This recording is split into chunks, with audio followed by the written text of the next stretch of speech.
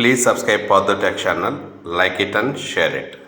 Postal ballot ఏ విధంగా వేయాలి, ఏ విధంగా వేస్తే వ్యాలిడ్ అవుతుంది, ఇన్వాలిడ్ అవుతుందో మనం ఇక్కడ ఆ తేడాలను గమనిస్తాము.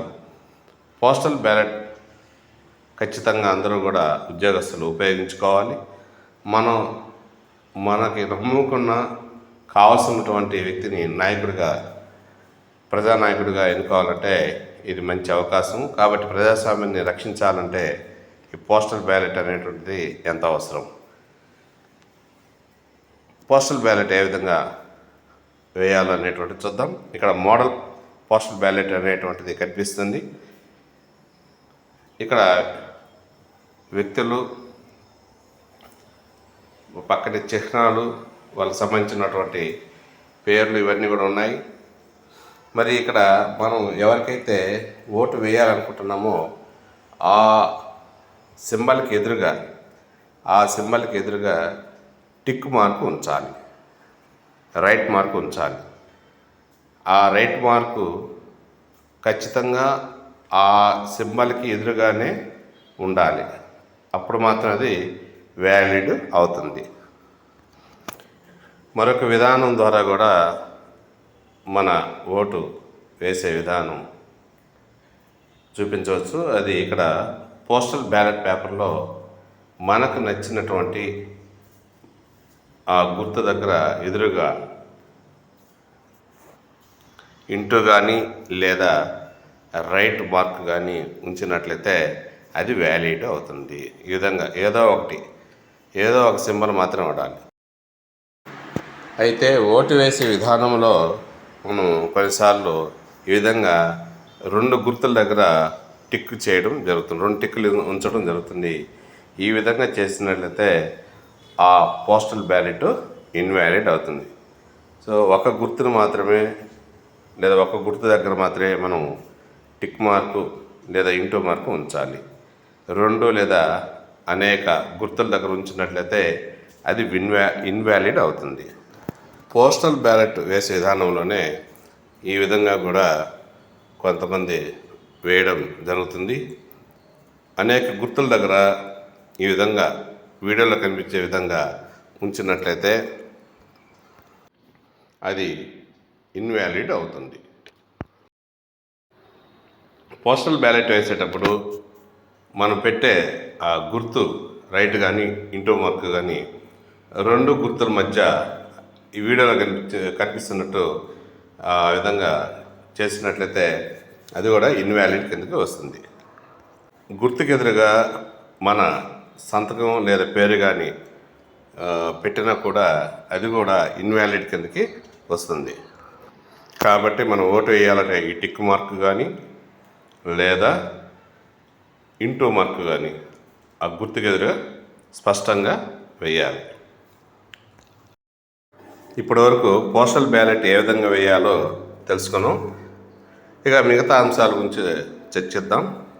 సో మనం ఫెసిలిటేషన్ సెంటర్కి ఓటు వేసేదానికి వెళ్ళినప్పుడు మనకి form 13A declaration, form 13B అంటే cover A, form 13C cover B, form 13D instructions మరియు బ్యాలెట్ పేపర్స్ ఇస్తారు.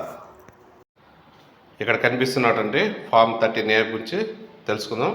మొదటగా ఉన్నటువంటి ఆ కాలంలో డాష్లో number and name of the constituency వాటిని రాయాలి, నేమ్ రాయాలి. తర్వాత రెండో డాష్లో పోస్టల్ బ్యాలెట్ నెంబర్ వేయాలి. పోస్టల్ బ్యాలెట్ నెంబర్ గుర్తుపెట్టుకోండి, పోస్టల్ బ్యాలెట్ నెంబర్. మూడో వచ్చేసి signature of elector or employee. ఇంకా లాస్ట్ కాలం దిగు ఉంది, అక్కడ మనకి గెస్టెడ్ ఆఫీసర్ సంతకం చేయాల్సి ఉంటుంది లాస్ట్ కాలంలో. ఇంకా రెండవది ఫామ్ 13B అనగా కవర్ ఏ.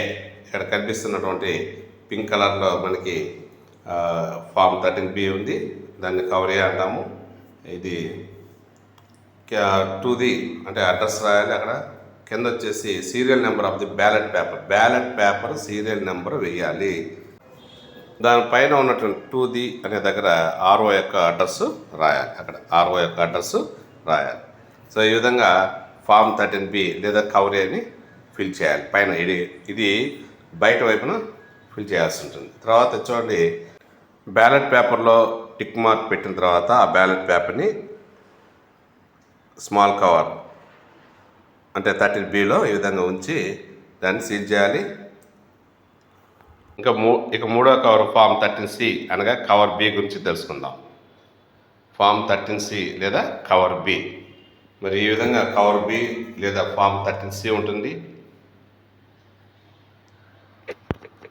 ఇప్పుడు మనం ఫామ్ 13C అనగా కవర్ B గురించి తెలుసుకుందాం. ఈ విధంగా పెద్దదిగా కవర్ B ఉంటుంది. ఫామ్ 13C అంటాం దీన్ని. దీనిలో పోస్టల్ బ్యాలెట్ కలిగి ఉన్నటువంటి ఆ చిన్న కవరు అనగా 13Bని మరియు డిక్లరేషన్ ఫామ్ అయినటువంటి 13Aను రెండింటిని దాంట్లో ఉంచి దాన్ని సీల్ చేస్తాము. సీల్ చేసి దీన్ని తీసుకుని వెళ్ళి ఆ బాక్స్లో వేస్తాము. ఆ పోస్టల్ బ్యాలెట్ని మనం విజయవంతంగా వేసినట్టు అవుతుంది. నాలుగోది ఫామ్ 13D అంటే ఇన్స్ట్రక్షన్స్ సంబంధించింది. ఇది మనమే తీసుకొని ఇంటికి వెళ్ళచ్చు. Next 5th one ballot papers. మొదటి టర్న్ వివరించడం జరిగింది. ఏ విధంగా ఈ వీడియోలో మొదటగా బ్యాలెట్ పేపర్ గురించి వివరించడం జరిగింది. ఏ విధంగా వేస్తే వ్యాలిడ్గా మన పోస్టల్ బ్యాలెట్ అవుతుందో అని వివరించడం జరిగింది. ఈ విధంగా ఫెసిలిటేషన్ సెంటర్లో ఈ 5 ఇవ్వడం జరుగుతుంది.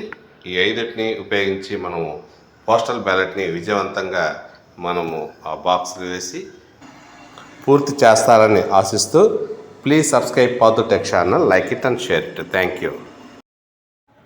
సాధారణంగా పోస్టల్ బ్యాలెట్లో జరిగేటువంటి తప్పుల్ని మనం గమనిద్దాం. ఫామ్ 13A డిక్లరేషన్ ఫామ్లో సీరియల్ నెంబర్ అని మనకి ఇచ్చుంటారు. అది ballot paper serial number. Ballot paper serial number మాత్రమే వేయాలి, అంతేగాని ఓటర్ ఐడి సీరియల్ నెంబర్ వేయకూడదు. బ్యాలెట్ పేపర్ సీరియల్ నెంబర్ వేయాలి.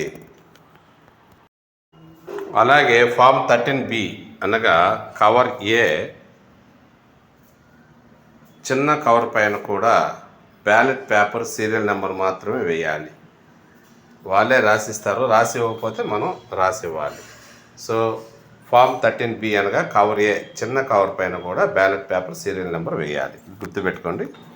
ఈ విధంగానే పోస్టల్ బ్యాలెట్స్ అటు పార్లమెంట్కి ఇటు అసెంబ్లీకి రెండు పోస్టల్ బ్యాలెట్స్ వేయాల్సి వస్తుంది. గుర్తుంచుకోగలరు. ప్లీజ్ సబ్స్క్రైబ్ పాదు tech channel, like it and share it. Thank you.